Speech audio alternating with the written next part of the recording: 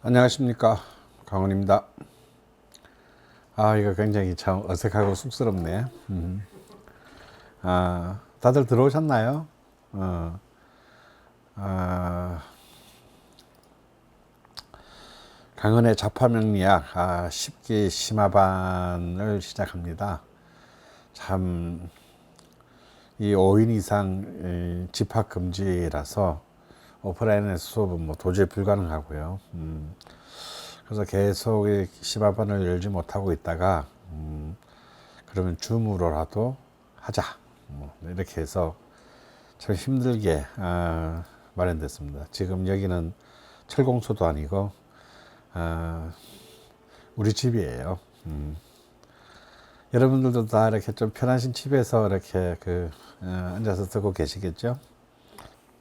자, 10기 심화반은 총 15주 커리큘럼으로 되어 있습니다. 아무래도 이제 이 온라인으로 하게 되면 내가 헛소리를 덜 하게 되더라고요. 그래서 이제 아주 좀 압축적으로 진도를 좀 딱딱 맞춰가면서 할 수 있지 않을까 하는 어떤 그런 좋은 점도 있을 것 같기도 하고, 또 아무래도 이렇게 직접 대면하고 하는 것이 아니니까 답답하실 수도 있을 것 같긴 한데, 그래도 우리가 뭐 안 보는 것보다는 낫지 않겠어요? 그래서 이제 이 15주 동안에 이제 텍스트는 뭐 당연히, 저의 책 명리, 운명을 음미하다. 심화반 책이 텍스트가 되겠습니다. 그래서 일단 이 책을 통해서 예습과 복습들을 해주시고요. 그다음에 저는 뭐 책에 구애받지 않고 제 마음대로 얘기하니까,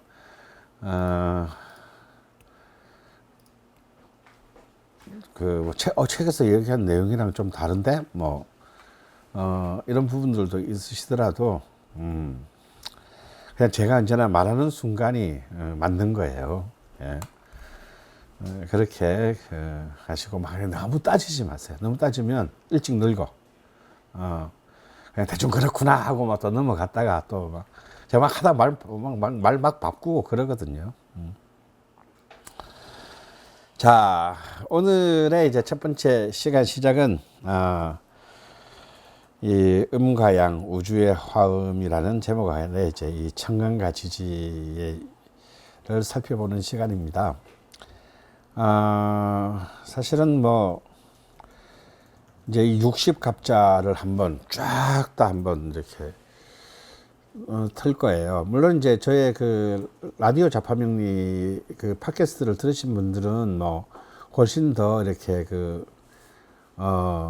많은 얘기들을 아직 다 물론 60갑주가 다 끝나지는 않았지만 더 많은 어떤 정보들을 사실은 그 라자명에서 저와 이제 지산 선생의 얘기들을 더 많이 들으실 수는 있을 겁니다. 그걸 이제 또 많이 대부분이 또 많이 들으셨을 거라고 생각하고요.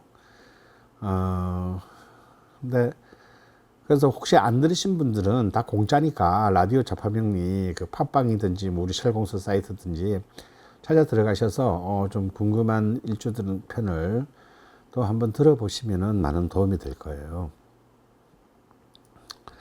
자, 이제 본격적으로 시작을 해보겠습니다.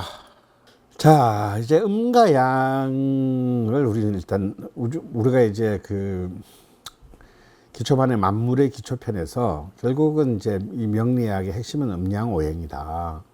그래서 이제 이 음양으로부터 시작했으니 여러분 그건 다 기억하시고 계실 거라고 봅니다. 결국 명리학은 기본적으로 동양의 우주 생성론을 기반으로 해서 인간의 운명을 해석하는 학문입니다. 결국 인간도 이제 우주의 존재다. 우주의 본질을 담은 존재다라는 것을 전제하고 있는 것이죠. 근데 이제 이 동양의 2500년 전의 현자들이 이 우주의 가장 중요한 우주 생성의 본질로 이제 음과 양이라는 개념, 음양론을 이제 도출하게 되는 겁니다. 좀 위대한 인식이죠.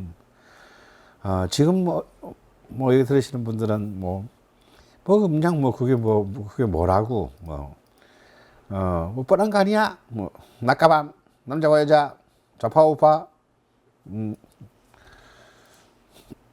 개새끼와 소새끼 뭐 이제 뭐 이런 뭐 쉽게 생각하실 수도 있는 문제지만 사실은 이것을 발견했다는 것이 지금 이 첨단의 20세기와 21세기에 이르러서도 이것이 새로운 어떤 서양의 그 모든 어떤 과학 물리학이나 과학 체계에서 다시 끊임없이 이 음양론이 다시 호명되고 새로운 의미가 부여된다는 점이 정말 진정으로 놀랍다라고 할 수 있습니다. 그래서 사실은 제가 아마 기억나실 거예요. 기초반 하실 때. 여러분들 앞으로 명리학을 쭉 아무리 이제 깊게 공부하시더라도 결국은 마지막엔 다시는 다 모든 것들이 음양과 오행으로 다 돌아올 것이다. 결국은 모든 이 명리학과 관련된 모든 깨달음의 핵심은 음양과 오행 속에 들어있다라는 거죠. 뭐 저도 아직까지 뭐 그런 경지까지는 되지 못하고 그냥 위대하신 분들의 말을 흉내내서 하는 거예요. 근데 이제 저는 이제 요즘 정말 이게 음양과 오행이라는 것은 들여다볼수록 참으로, 참 오묘하고 현묘하다라는 어떤, 그런 생각들을 하게 됩니다. 자, 그런 거는 이제 그 위대한 도인들한테 맡기고요. 우리는 또 세속적이고 속물적인 인간답게, 그래, 그 음양이, 그걸 가지고 우리가 어떻게 해석해야 되는데, 어떻게 이해해야 되는데, 이런 것에 대해서 이제 알아봐야겠죠. 결국 이제 음양론의 핵심은, 우리 자 기초편을 다시 한번 조금 짧게 정리를 해봅시다. 핵심은 뭡니까? 이 우주의 핵심이, 이 음양이라는 개념의 핵심이 뭐냐는 얘기는 우주의 본질은 뭐냐라는 것이거든요. 이 본질은 뭐다? 뭐다? 변화다라는 겁니다. 음에서 양으로 변하고 양에서 음으로 변하는 거. 다시 말해서 절대적인 것, 고정적인 것, 영원한 것, 불멸하는 것은 우주에 존재하지 않는다라는 것이 음양론의 핵심이에요. 그렇기 때문에 쪽집게 도사, 예를 들어서 어떻게 해도 인간의 운명을 딱 때려 맞춘다. 이거 다 사기라는 거나 이미 음양론에서 깨지는 거예요. 너는 어떻게 해도 안 돼, 새끼야. 응? 넌 네가 고시 붙으면 손에 장을 찢어, 이런 거. 야, 너는 어떻게 해도 부잣집 만면에 팔자로 살 거니까 그냥 이런 거는 다 쓸데없는 개소리들이다. 이건 다 전부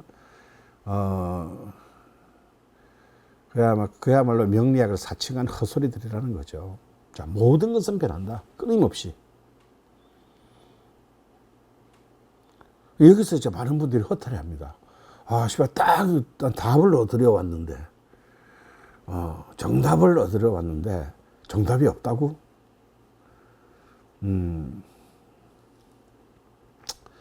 그래서 그냥 딱 한 방에 정답을 얻으시러 온 분들은 사실은 빨리 그 환불을 받으시는 게 제가 볼 때 빠를 것 같아요.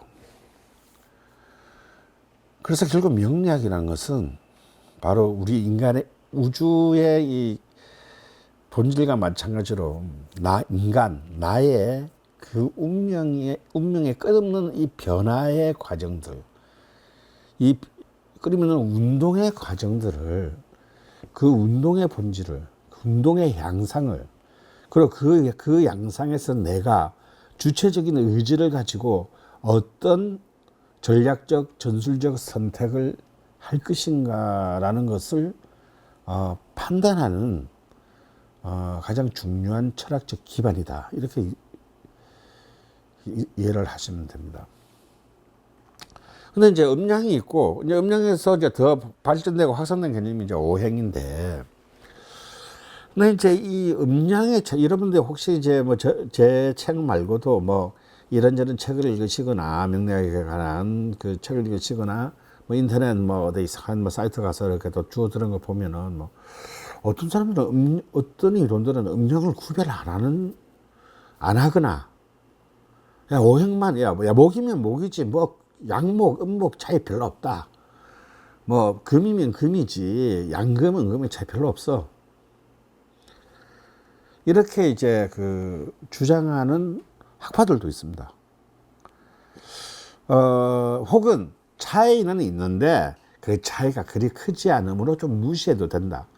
가령 이제 제가 이제 그 임상반 끝나고 난 뒤에 제가 이번에 고전 강독반을 열었는데 목요일 날 이제 제가 최고로 좋아하는 역대 지난 1000년간의 최고의 명리학자는 역시 적천수 천미를 쓴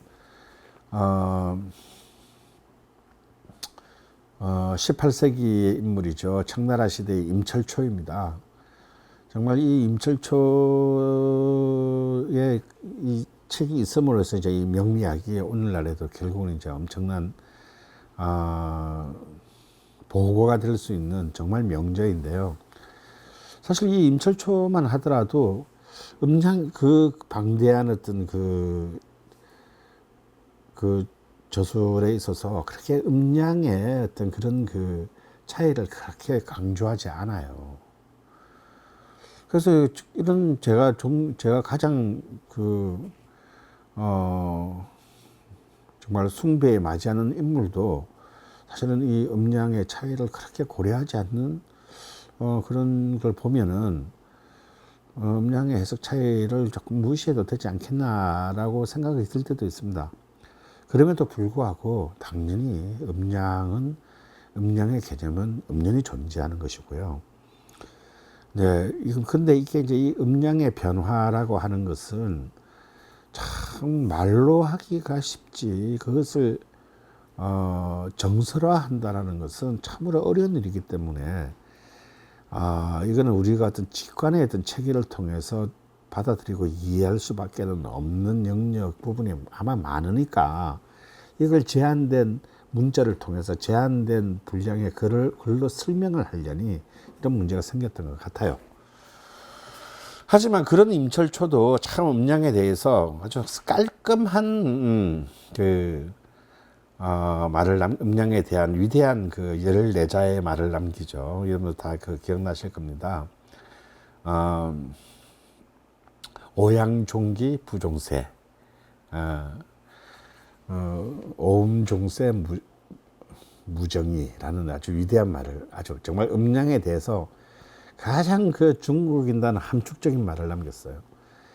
이게 뭡니까? 그러니까 결국에 이제 양이라는 기운은 막 뻗어나가는 기운,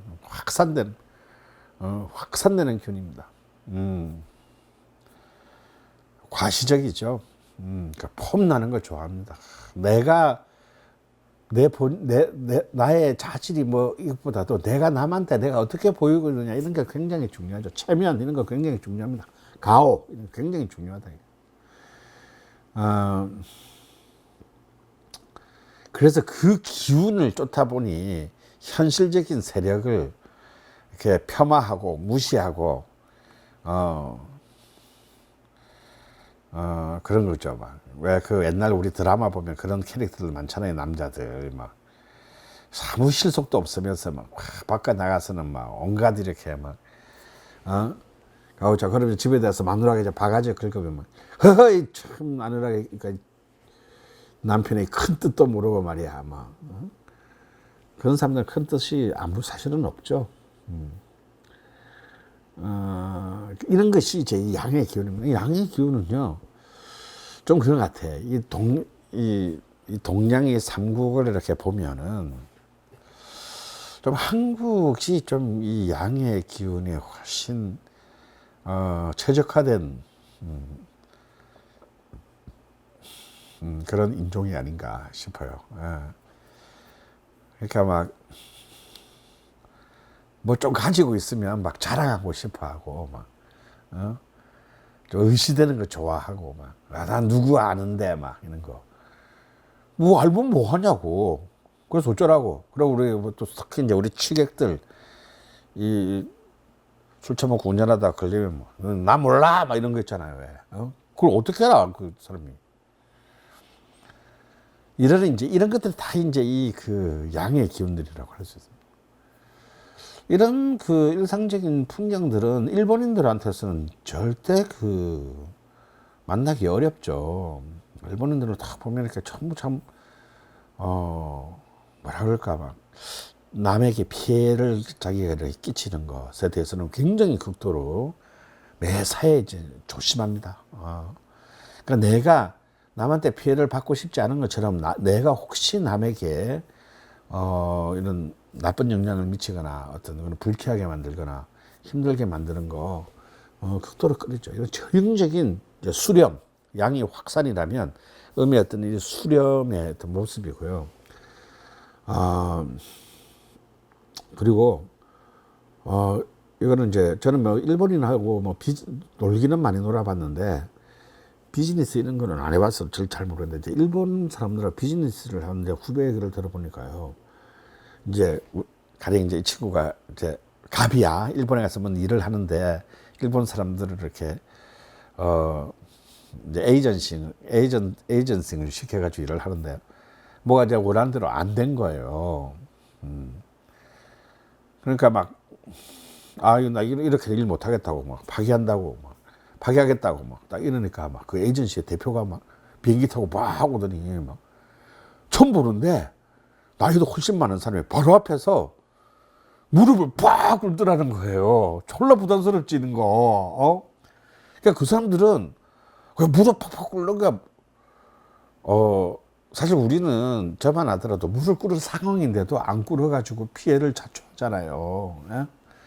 그냥 마누라한테 좀 잘못했다 그러고 나 다시는 못 지킬 것 같으면서도 다시는 안 그럴게 뭐 이렇게 해야 되는데 뭐 꼭 끝까지 개기다가 이제 매를 버는 거죠 우리는. 근데 막 그 사람들은 사실 그렇게 큰 뭐 크게 잘못하거나 크게 뭐 누가 뭐 죽을 만큼 잘못한 것도 아닌데 정말 또 오더니 막 문 열고 딱 들어오자마자 바로 앞에서 그냥 벌건 대낮에 술집도 아니고 사무실에서 무릎을 꿇다 팍 그러면서 그냥 뭐 무조건 자기들이 잘못했다고. 그래서 이게 결국은 내가 누구한테 어떻게 보고 이런 하도 중요하지 않아. 중요한 거는 성과, 결과, 실적 이런 어떤 것들에 대한 것이 이제 의미고 그걸 위해서는 뭐 예를 들어서 이제 우리 엄마도 이제 제 밑에 있는 막내 아들 가오 살려주려다가 이제 거지가 되신 분인데 그렇게 이제 말년에 굉장히 힘드시게 이제 사시게 됐죠. 근데 뭐 떳떳해요. 와, 내 아들 가오 떠주는 게 내가 그 꼴을 내가 못 봐서 그랬다. 어쩔래. 그래. 나중에 이제 작년에 돌아가셨지만 우리 아버지랑 꽤 많이 싸웠을 거 아니에요. 뭐 나한테 물어보지도 않고 말이야. 막 좀. 근데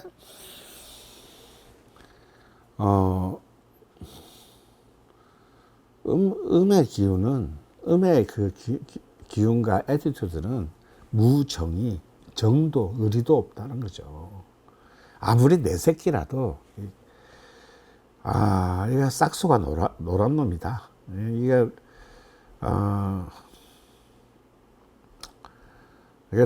도와줘봐야 별 그게 없다 그러면 그냥 아무리 막 피붙이라도 그냥 단칼에 자를 수 있는 힘이 또한 음의 기운이라는 거예요. 그러니까 참 이제 이걸 갖다 어떻게 보면 혹시 여러분이 바둑을 좀 뚫 줄 아시면 이런 개념을 아시는데 저는 참 실리와 세력과 실리와 세력 이런 것으로 할 수 있을 것 같습니다. 음과 양이라고 하는 것은 결국은 인간이 살아가는데 꼭 필요한 두 가지죠. 사실은 양만으로 살 수 없듯이 음만으로는 살 수가 없다 이거. 이제 그 바둑을 더 보시면 알아요. 바둑은 결국 한 집에 많은 사람이 이기는 게임이지만 그 한 집 처음부터 집에만 집착하면 절대 고수가 될 수 없습니다. 그리고 이길 수가 없어요. 이상하게 가보면 저 있다. 이거. 또 너무 이렇게 그 허황된 세력만 추구하다가는 나중에는 집이 모자라서 결국은 지게 되는 것이 또 한 바둑입니다. 결국은 이 두 개를, 그래서 이제 이 20세기 이후에 근대 바둑의 신이라고 불리우는 이제 오청원 구단, 이 중국 출신으로 일본에서 활동한 분인데요.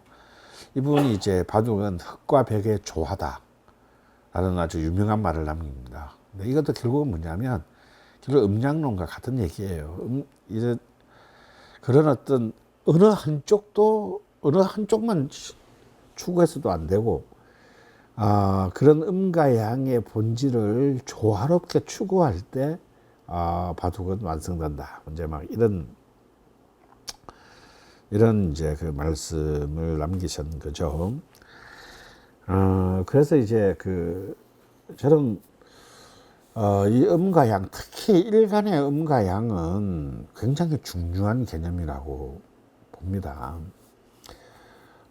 왜냐하면 이것이 음간이냐, 양간이냐에 따라서 사실은 뭐 신강신약과 상관없이 전체의 명식에 그 일간이 주체잖아요.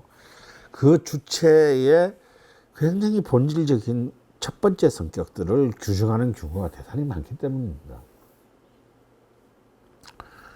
그래서 저는 음양이라고 하는 것이 그 차이가 적다고 하더라도 오행이 아무리 중요하죠. 오행으로 이제 우리가 많은 뭐 십신이라든지 뭐 신살이라든지 뭐 이런 것들은 이제 이 오행으로 풀게 되는데, 뭐 나중에 용신이나 이런 모든 것들도. 하지만 이 음양의 개념은 그 전에 더 중요하다라는 것을 다시 한번 강조하고 싶습니다. 그렇지만 이 음양의 개념이 가장 변별성 있게 나타나는 것은 역시 일간이다라고 할 수 있습니다. 하지만 그러면 나머지 이제 연주나 월주, 시주의 음양의 개념은 뭐 의미가 없냐? 그렇지 않습니다. 이제 이 나중에 이제 그 다음 페이지에서 이제 또 얘기하겠지만, 월주를 규정하는 이제 이 월간의 음양의 개념도 저는 굉장히 중요하다고 생각이 들어요.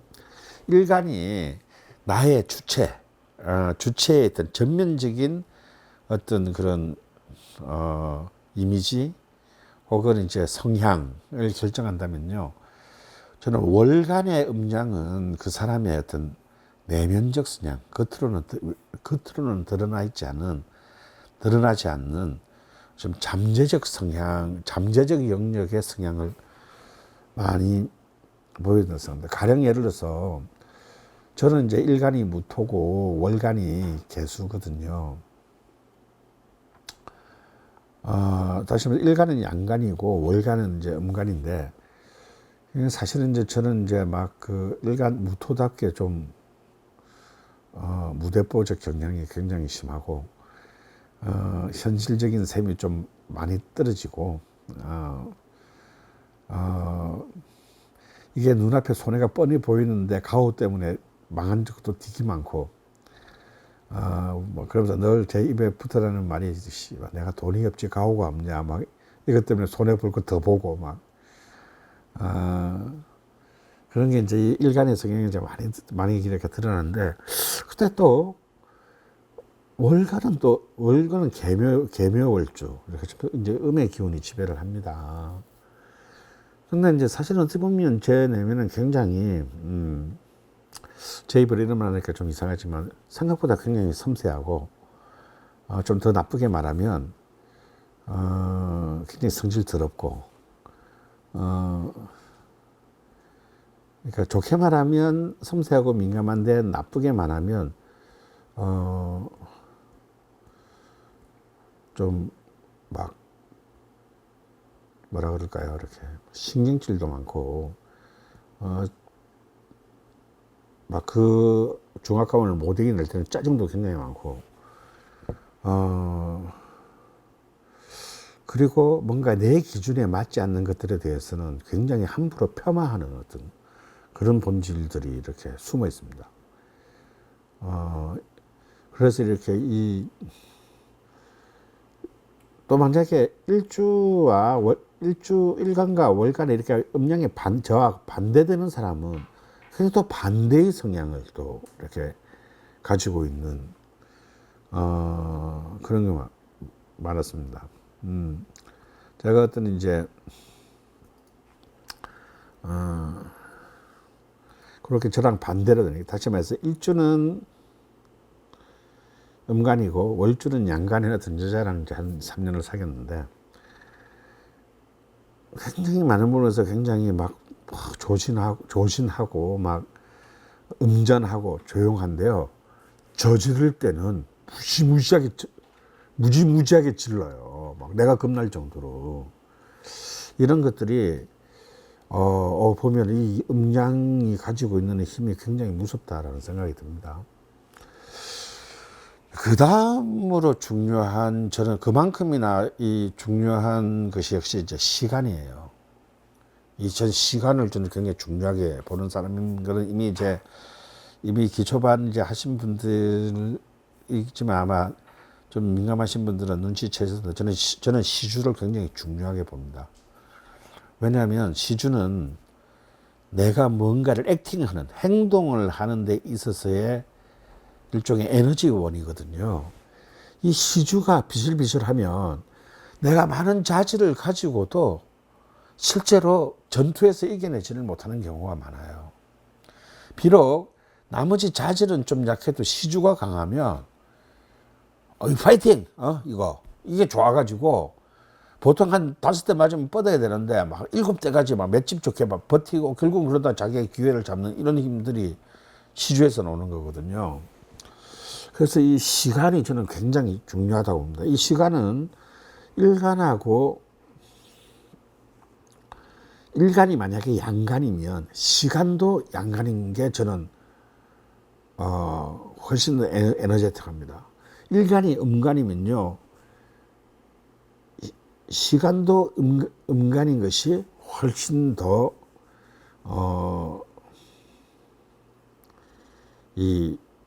뭐라 그럴까, 파괴력, 추진력, 현재에서 미래를 향해 가는 어떤 그 힘, 이런 것이 훨씬 더 강해요.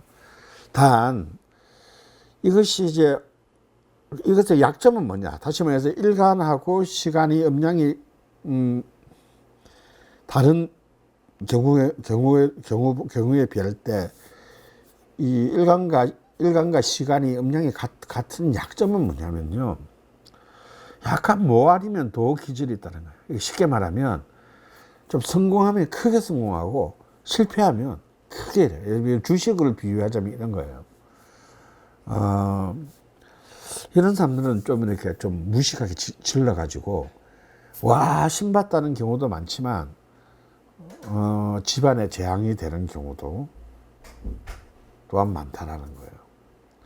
근데 오히려 이렇게 시간이 바뀌면, 음양이 다르면 추진력이나 이런 것들은 아무래도 그 벡터의 양이 떨어지지만 뭐랄까요, 성공과 실패의 그래프가 기울기가 굉장히 완만해서 좀 잘못했더라도 충분히 커버 가능한 이제 그런 그 유두리가 좀 있다라는 거죠. 그래서 이 시간의 음량이 차지하는 것이 저는 의외로 생각보다도 일간이나 월간보다는 중요하다 이렇게 봅니다. 일단 연간은 그러면 뭔지 아니? 연간은 아무래도 이제 눈치채셨겠지만 월시에 비하면은 그 영향력이 아무래도 일간에서도 제일 많이 떨어져 있잖아요. 그래서 일간에 미치는 영향력이 제일 좀 약할 수밖에 없습니다. 이 연간은 어찌 보면은 저는 아까 월간이 나의 그 잠재성, 이렇게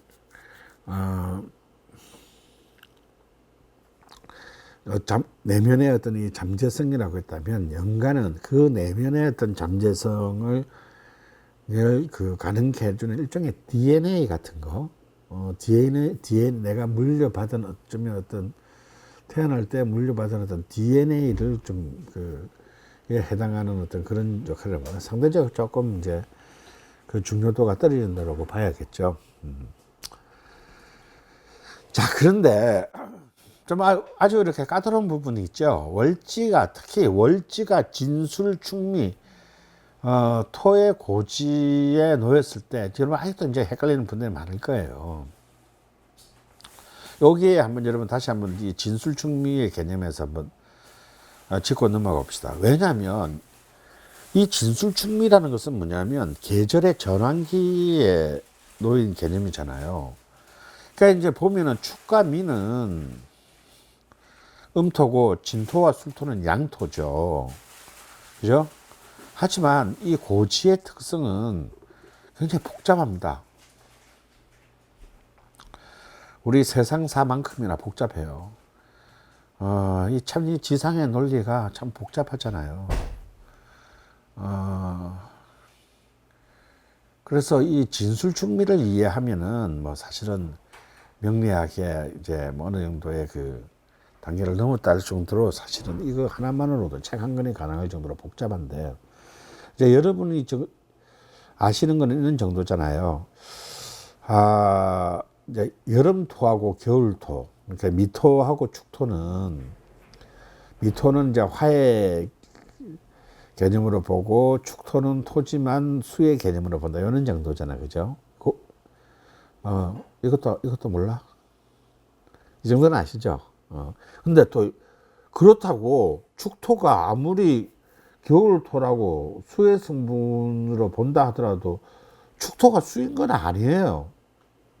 축토는 토예요, 토. 월지에 놓여도 토인데 수의 성향이 많은 토다이라는 거야.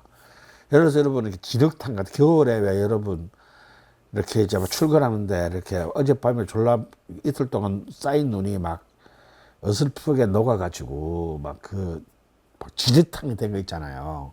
빠지면 기분 더럽지. 진흙탕이라고 해서 그게 물은 아니잖아요. 땅이지. 그죠? 여러분이 진흙탕을 헤엄쳐서 갑니까? 예, 그냥 땅 위로 걸어가잖아요. 발에 물이 좀 많이 묻는다. 뭐 이제 이런 거지. 자, 미토도 뭐냐면 여름토지만 화는 아니야.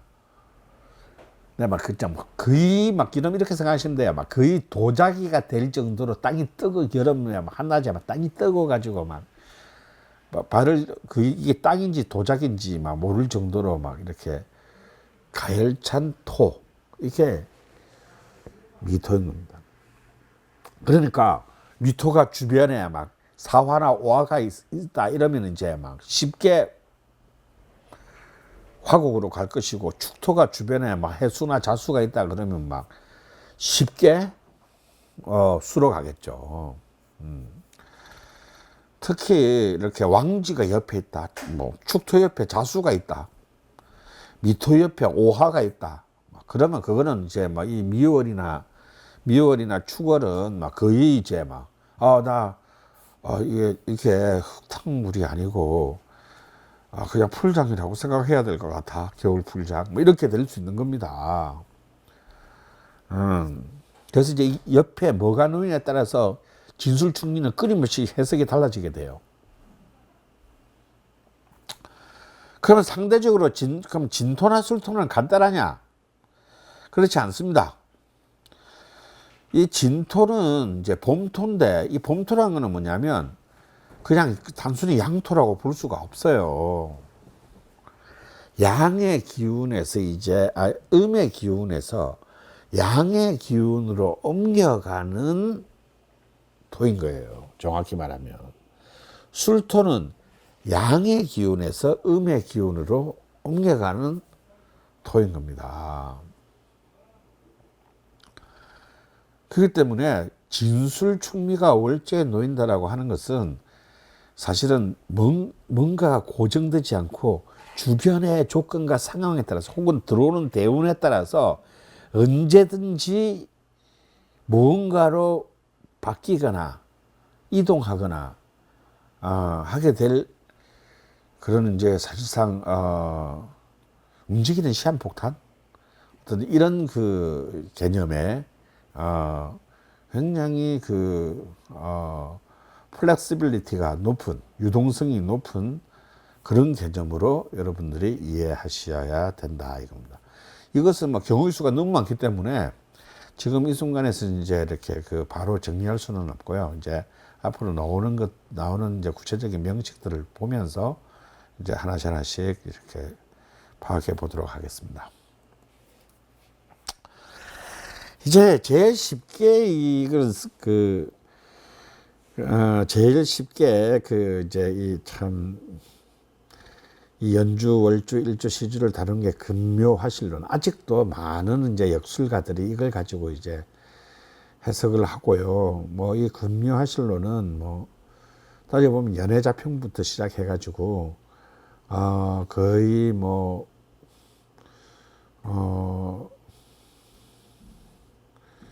지금 이 순간에 어떤 대부분의 명략 이론에서 이제 얘기되는 겁니다.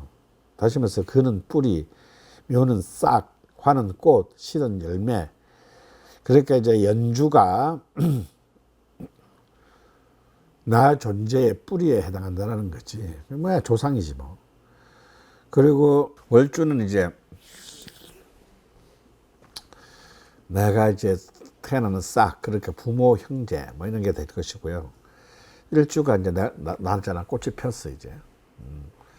그 시주는 이제 꽃이 이제 죽고 열매를 맺었으니까 내 자식 후대가 되겠죠.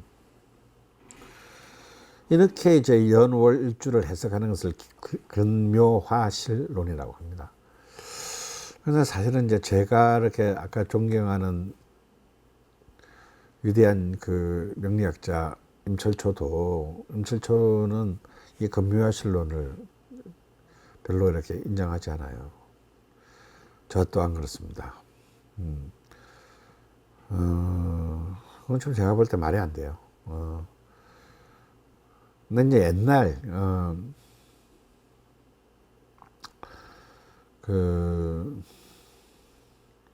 그래서 뭐 자식 복이 있냐, 없냐, 막 이런 걸 갖다가 가령 이제 이런 시주에, 이게 이제 제사주잖아요. 막 이 시주가 막,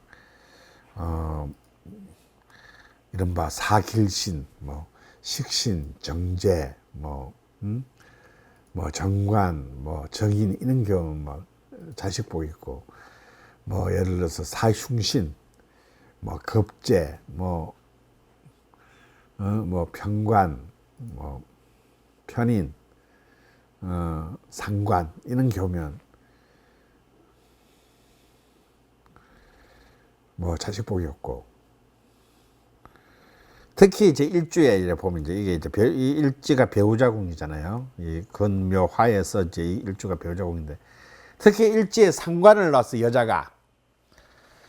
그러면 막 일지에 숭신인 상관을 놨으니까 남편 복이 없다. 뭐.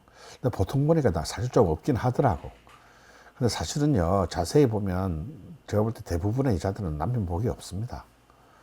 왜냐면 남자들이 다 쓰레기이기 때문에 남편 복이 있는 게 이상한 거지. 그게 있는 게 제가 볼 때 범죄야.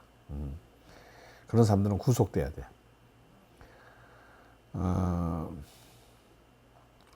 그러니까 일지상관을 타고난 게, 여자가 여명이 일지상관을 타고난 게 뭐 죄예요? 뭐 그걸 뭐 전부 다 하면 무조건 뭐 옛날에는 전부 다 이거 남편 잡아먹으려니 다 개샀고 막 이런 개소리들을 만들어낸 모든 원흉이 이제 이 근묘화실론에 있는 겁니다. 저는 이런 것들은 이제 지금 폐기돼야 된다라고 생각을 해요. 근데 그걸로 보면 굉장히 쉽게 이게처럼 간단한 게 어디 있어? 좋은 걸 뭐 그냥 정제, 식신, 정제, 정관, 정인만 정자 시리즈만 들어오면 무조건 막 그건 좋은 거야 그냥. 그 편자 시리즈가 막 편자와 급제 시리즈가 남발하면은 그냥 무조건 나쁜 사주고. 우리 아들은 7개 글자가 다 편자인데 그럼 어떡하냐고.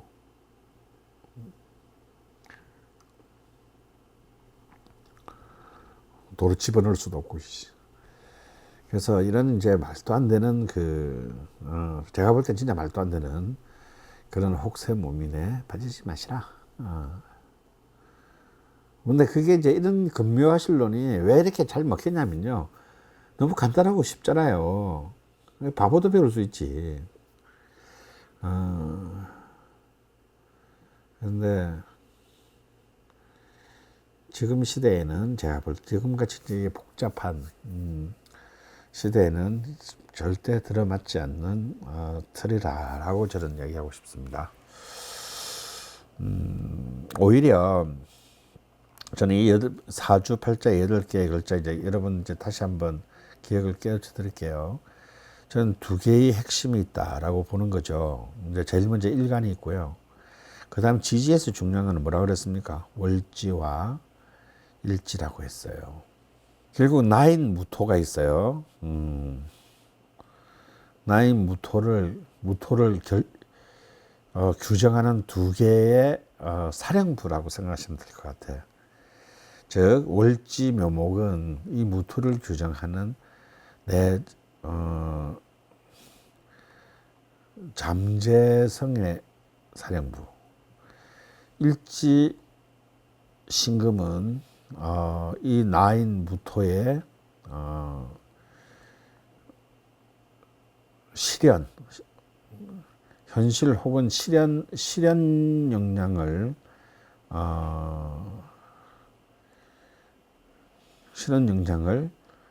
구현하는 사령부. 이 두 개에 의해서 이 무토가 규정되는 거죠. 그래서 이 나머지, 그럼 이 오른쪽 4개는 뭐냐? 잠재적인 영역이고, 왼쪽 3개는 이제 현재에서 미래로 나아가는 이제 실현의 영역입니다. 그렇다면 이 연주의 의미는 가령 이 연주가 이 사령부인 월지를 연주가 어떤 식으로 영향을 끼치고 있느냐, 이걸 생조하고 있느냐, 아니면 억압하고 있느냐,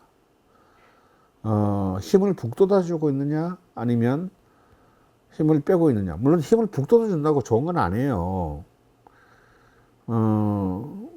마땅히 극해 마땅한 월지라면 오히려 딱 극하는 것이 좋을 것이고요.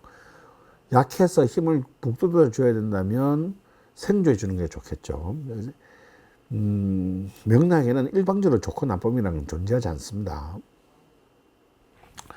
시주도 아까 제가 설명드린 그 개념대로 이 자체로 또 어떤 이 무토의 에너지라고 무토를 쓰는 그 실현의 에너지이지만요. 또 일지와의 관계를 볼 때는 또한 이 시주가 일지를 어떤 식으로 운반할 수 있는 관계인가. 즉 서로 완전히 이렇게 막 이 시주하고 일지가 서로 이렇게 쌩까는 그런 관계일 수도 있잖아요. 그냥 서로 이렇게 너 한번 뒤져봐라. 약간 이런 그 느낌의 관계가 되는 거겠죠.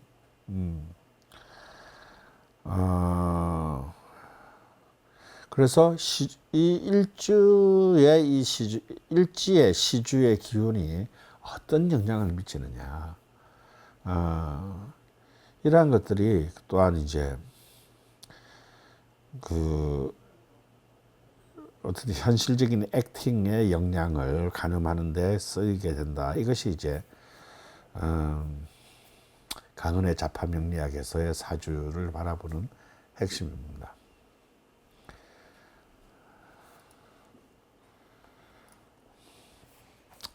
자, 이제 60간지론으로 가볼까요? 자, 이렇게 해서 이제 연간의 그 글자 10개와 천간의 글자 10개와 지지의 글자 12개가 만나서 우리는 60개의 간지를 만들어내요. 결국 그 60개의 간지 중에 4개가 이제 우리는 사주를 구성하는 거죠. 그래서 어떻게 보면 이 사주 명리학이라고 하는 것은 따지고 보면 간지학이다라고 볼 수도 있는 거예요. 결국 그 제일 중요한 간지 60개의 간지의 순열 조합에서 이루어지는 것이니까요. 그래서 이제 그 부산의 박도사님 같은 경우도 이제 결국은 간지의 관계, 네 개의 간지의 그 관계로 결국 푸는 것이 명리학의 처음이자 마지막이다. 먼저 이런 표현들을 하시는 겁니다. 근데 이제 60개만 해도 사실 경우의 수가 너무 많잖아요. 여러분들이 이제 이걸 갖다 무식하게 외우려고 하지 말고요.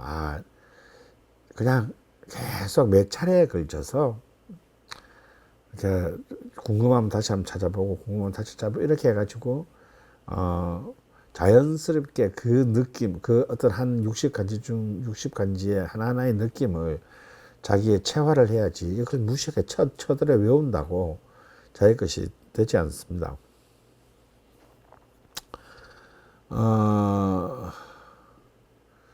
그래서 예를 들어서 만약에 임자라는 간지가 있다고 치면요. 임자가 결국은 이제 아무래도 일주에 있을 때도 임자고 월주에 있을 때도 임자는 임자인 겁니다. 시주에 있을 때도 임자는 임자고요.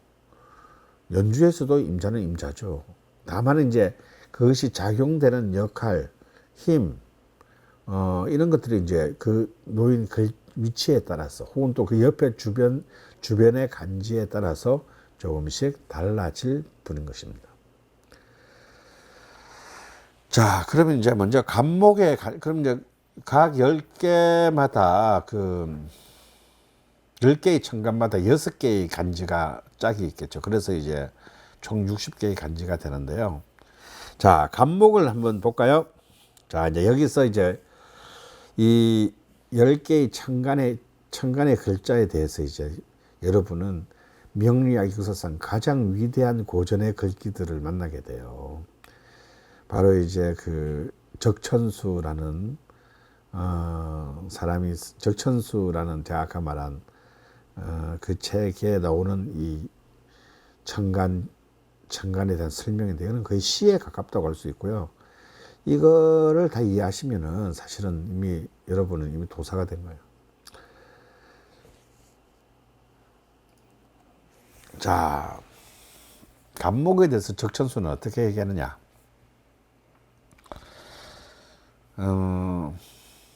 여러분 이제 적천수라는 것과 적천수 천미, 적천수 징이 이런 이름의 책들이 고전들이 있는데요. 이게 다 다른 얘기입니다. 이제 이것의 고전이 되는 이것의 원년이 되는 적천수는요. 그 시예요, 시. 이거 누가 썼냐면 이제 원명 교체기에 원나라가 끝나고 드디어 이제 다시 한족들이 중국 대륙의 지배권을 잡아오게 된 이제 그래서 주원장이 이렇게 세운 나라가 명나라잖아요. 그 명나라를 건국한 주원장의 책사에 유백온이라는 사람이 있었습니다. 이 사람은 중국의 그 기나긴 역사 중에서 역사상 3대 책사에 꼽히는 뛰어난 전술가였고 뛰어난 정치적인 조력자였고 뛰어난 정말 하늘의 그 기운과 인간의 어떤 그 마음을 읽는 정말 뛰어난 그 천재였습니다. 그래서 흔히 삼국시대 한나라를 세운 그 유방의 책사인 장량 그리고 총나라의 제갈공명과 더불어서 3대 책사로 꼽히는 천재가 쓴 이 명리학을 시적으로 표현한 것이 적천수예요. 이 적천수가 뭐냐면 적은 물방울이라는 뜻이에요. 왜 여러분 그 붓글씨 할 때 이거 담는 거를 연적이라 그러잖아요, 그죠? 물을 담는 거를 그게 물방울 적자고요. 천은 하늘이란 뜻이고요. 수는 글자 그대로 정수 할 때 숫자예요. 그러니까 정말 하늘의 우주의 정수의 뜻을 담은 물방울 같은 그런 빛나는 글귀를 말합니다. 그런데 사실 이 내용은 굉장히 짧아요. 그렇게 크게 많지가 않습니다. 거의 시에 가깝기 때문에. 이걸 가지고 이제 명나라 시대가 끝나고 청나라 시대가 시작된 이후에 이제 18세기에 이제 18세기에서 19세기까지 살았던 위대한 그 명리학자가 등장하는데 바로 그 임철초가 이 300년 전에 그 이 적천수를 가지고 이제 해제를 다는 겁니다. 그걸 가지고 자기의 이게 이제 중국인들의 필법이죠. 어떤 원전이 있으면 새로 쓰는 게 아니고요. 그 원전에 대한 경의를 표하면서 그 원전을 더욱 발전시키는 이른바 해제본을 다룹니다. 사실 원전은 몇 글자 안 되는데 그래서 쓴 게 적천수 천미예요. 그래서 이 임철조가 쓴 적천수 천미는 그 원문의 바탕을 하고 있지만 그 원문의 몇십 배가 되는 분량의 해제를 써서 붙였고 이것이 이제 바로 이제 명리학의 고전이 되던 겁니다. 그리고 적천수 징이라는 것도 있는데 이거는 이제 또 청나라 시대 말기 이제 그리고 이제 20세기로 들어와 청나라가 망하고 이제 중화민국 시대가 되었을 때 서나고라는 이제 또 명리학자가 또 이 적천수를 또 다른 방식으로 해제를 단 것을 적천수 징이라고 합니다. 그래서 이제 이 적천수는 언젠가 여러분이 한 번은 경험을 해봐야 될 책인데요. 이제 지금 이 내용은 적천수의 원문에 나오는 얘기입니다. 자, 그 적천수에서 간목을 어떻게 표현하냐? 간목참천. 하늘을 찢는다, 참천. 이거 참수하다 할 때 참이에요. 간목은 하늘을 찢듯이 이렇게 그 올라가는 기세를 가지고 있다. 정말 간목의 특성을 이렇게 딱 두 개 참천. 하늘을 참수한다 이거야. 이 딱 두 자로 이렇게 설명할 수 있다는 건 정말 위대하다라고 밖에는 볼 수 없습니다. 간목은 하늘을 찢듯이 찢어놓듯이 강직하다. 그리고 탈퇴요하. 이제 그 어린 나무가 탈퇴, 자기 껍데기를 벗으려면 그러니까 이제 겨울과 봄이죠. 껍질을 벗고 어린 그 껍질을 벗고 성장을 하려면 뭐가 필요하다? 화가 필요하다. 광합성을 해야 되니까 탈퇴요. 화를 요구한다. 춘불용금 목기가 그 강한 봄에는 아직까지 나무가 충분히 자라지 그러니까 금을 쓰면 안 된다라는 거야. 아직까지 이제 나무가 이제 묘목 단계인데 이때 도끼로 베면 안 되는 거예요. 그죠? 그래서 임묘진월의 간목 옆에 경금이 있으면 이거는 위험하다라는 뜻입니다. 아직 애기인데 간목이 이것을 베어서는 안 된다. 하지만 거꾸로 가을이 되면 가을의 간목은 신유술월의 간목이 되면은 이제 드디어 어떻게 됩니까? 이제 큰 나무가 성장한 나무니까 잘라서 더 좋은데 더 큰 의미 있는 곳에 써야 되겠죠. 그런데 이때는 또 거꾸로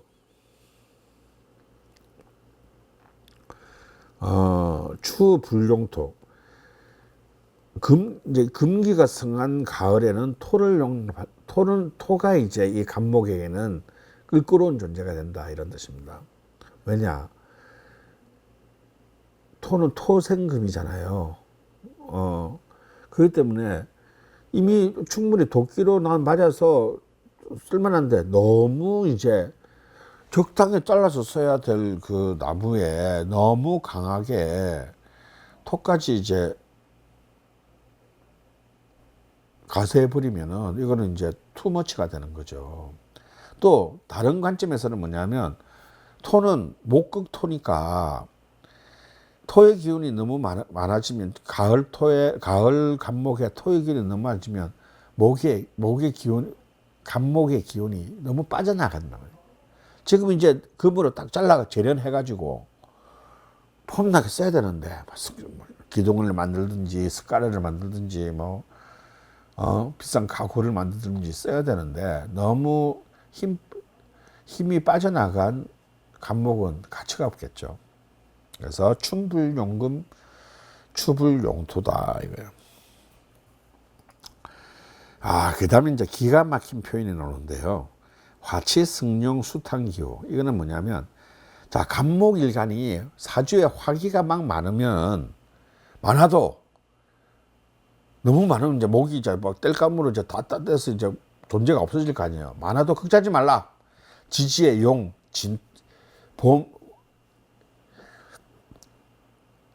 물을 먹으면 진토만 있다면 그 진토의 간목은 뿌리를 내리면서 진토의 물기로 화를 다스리니 간목일간이 화기가 많아도 지지에 진토가 있다면 이것은 굉장한 간목의 힘이 된다는 뜻이고요. 수탕기호, 이것도 진짜 굉장히 중요합니다. 수기가 너무 간목인데 수의 기운이 너무 많으면 어떻게 된다? 수생목이 안 되고 간목이 썩는다 그러지. 부목이 되는 거죠. 썩죠. 이럴 때는 이 수기를 쭉 빨아들여 줄 기사가, 수기를 이렇게 설기시켜 줄 그게 필요한데, 이 수기를 설기시키는 최고의 글자는 호랑이, 임목이다.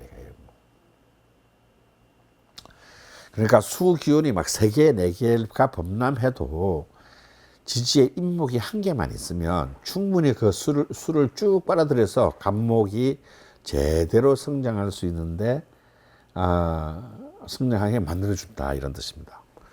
화치승룡 수탕기호. 그러니까 간목한테 굉장히 친한 글자가 뭐다? 불이 많을 때는 진토, 수가 많을 때는, 물이 많을 때는 임목. 이제 굉장히 중요한 이제 나오죠. 그래서 이제 결론은 지윤천하 식립천고. 지지가 윤택하고 천간이 합평하면 뿌리를 곧게 내려 천고, 정말 천년을 굳건히 버텨내는 것이 또한 간목이다, 이런 뜻이다.